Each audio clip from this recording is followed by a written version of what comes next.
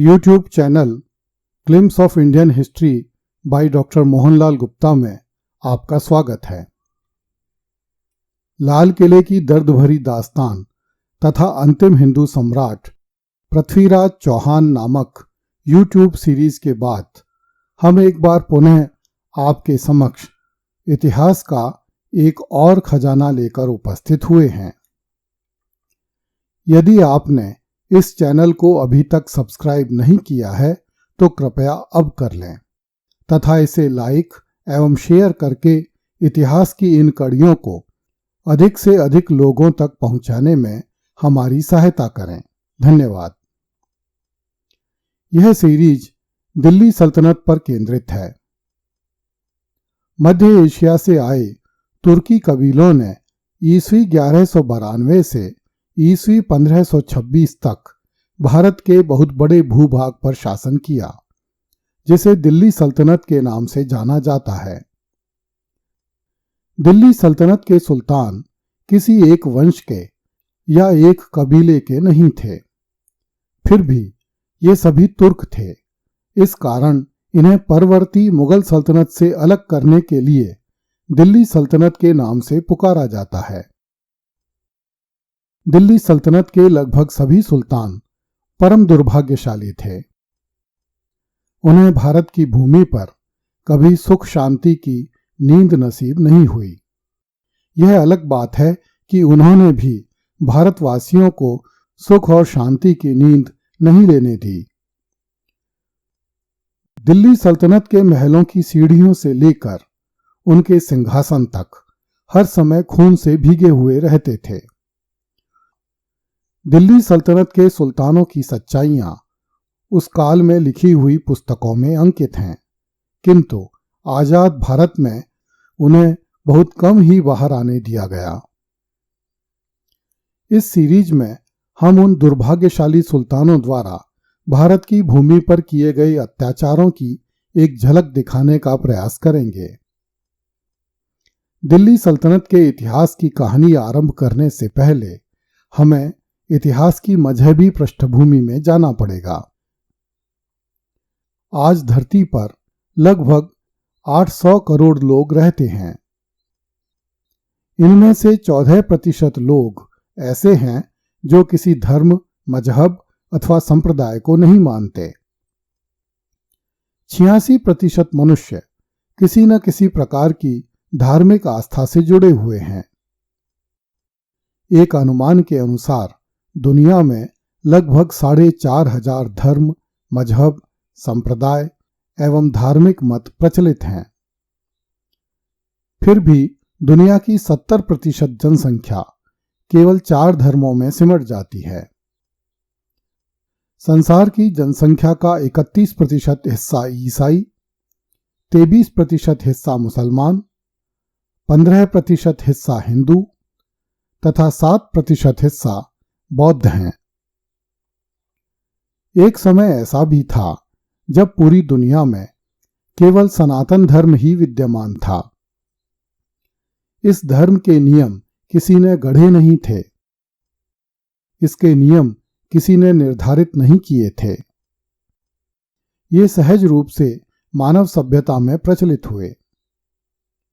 संसार की प्राचीनतम संस्कृतियां, जिनमें भारत, चीन, सुमेरिया, माया, मिस्र, यूनान, बेबीलोनिया तथा रोम की संस्कृतियां सम्मिलित हैं, ये सभी संस्कृतियां देवी देवताओं में आस्था रखती थीं तथा उनकी मूर्तियां बनाकर उनकी पूजा करती थीं।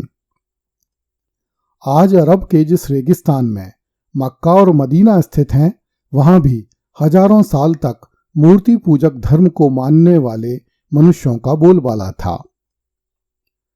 संसार भर के लोग इस काल में लगभग एक ही तरह का धर्म मानते थे। एक ऐसा धर्म जिसके नियम कहीं लिखे हुए नहीं थे।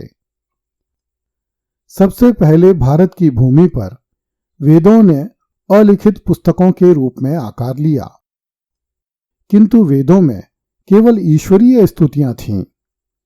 वेदों को मानने वाले लोगों ने युगों से चले आ रहे सनातन धर्म में कोई बदलाव नहीं किया। न उन्होंने अपने धर्म के कोई निश्चित नियम बनाए। उनकी जीवन पद्धति, नैतिकता एवं सदाचार ही उनका धर्म था। वेदों की रचना के हजारों साल बाद तथा आज से लगभग 3300 साल पहले यूरोप की धरती पर ओल्ड टेस्टामेंट्स की रचना हुई तथा आज से 2000 साल पहले न्यू टेस्टामेंट्स लिखे गए। ओल्ड टेस्टामेंट्स तथा न्यू टेस्टामेंट्स को मिलाकर बाइबल बनाई गई। यह संसार की पहली पुस्तक थी जिसने धर्म के लिए निश्चित नियम बनाए। बाइबल में विश्वास रखने वाले ईसाई कहलाए। आज से लगभग 1400 साल पहले अरब की धरती पर एक और किताब लिखी गई जिसे कुरान कहा जाता है। यह दुनिया की दूसरी ऐसी पुस्तक थी जिसने अपने अनुयायियों के लिए विशिष्ट प्रकार के धार्मिक नियम निर्धारित किए। इसके अनुयायियों को मुसलमान कहा गया। भारत के प्राचीन निवासी स्वयं को आर्य कहते थे। वे हिंदू शब्द से परिचित नहीं थे, किंतु पश्चिम से भारत आने वाले यूरोपीय आक्रांताओं ने सिंधु नदी को इंडस कहकर पुकारा। इसी इंडस के आधार पर उन्होंने भारत को इंडिया तथा भारतीयों को इंडियन कहा। सिंधु नदी के किनारे रहने के कारण ही भारत के लोग सिंधु और हिंदू कहलाए। भारत संसार की सबसे प्राचीन सभ्यता वाला एवं हजारों साल पुराना देश है, जिसका निर्माण प्रकृति या राजनीति की सीमाओं से नहीं अपितु संस्कृति की सीमाओं से हुआ था।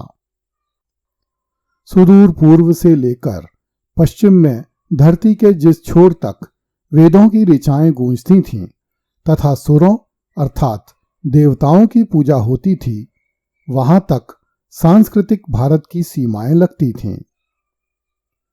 भारत की पश्चिमी सीमा के पार रहने वाले लोग असुरों की पूजा करते थे और अहुर मज्दा पढ़ते थे। असुरों के देश को आज भी असीरिया के नाम से जाना जाता है, अर्थात असीरिया से लेकर आज के भारत के बीच के जो भी देश हैं वहां तक वैदिक संस्कृति का ही प्रसार था और इस कारण यह पूरा क्षेत्र हिंदुओं का था।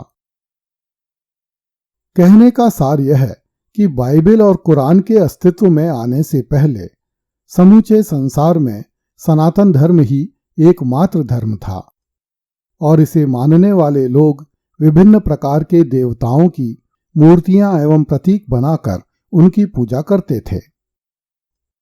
भारतीय ऋषियों द्वारा वेदों के रूप में खोजा गया विज्ञान मिस्र और यूनान होते हुए रोम तक जा पहुंचा था।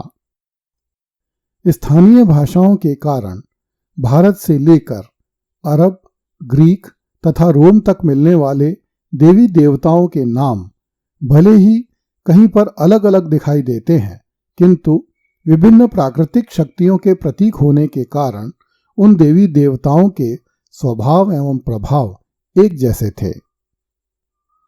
जहां कहीं भी देवी देवताओं की पूजा होती थी, वहां वहां उनके मंदिर भी थे। अगली कड़ी में देखिए, अरब के रेगिस्तान में भी पूजे जाते थे भारतीय देवी देवता।